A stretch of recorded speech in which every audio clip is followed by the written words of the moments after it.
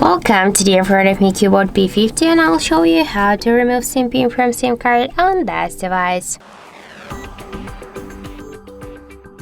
So first let's just activate our SIM card. That's why we should enter the PIN code, in my case that's from 1 to 4.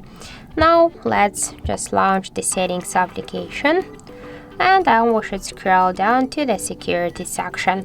After that you'll see here SIM card lock section. Tap here once and to just remove SIM pin from our SIM card. We should click once on the switcher and after that let's enter the PIN code. In my case that's from 1 to 4. After that just tap here to OK. Now we can see that we just successfully removed SIM pin from our device SIM card. So that's it. Thank you for watching, and if you find this video helpful, don't forget to leave a like, comment and to subscribe our channel.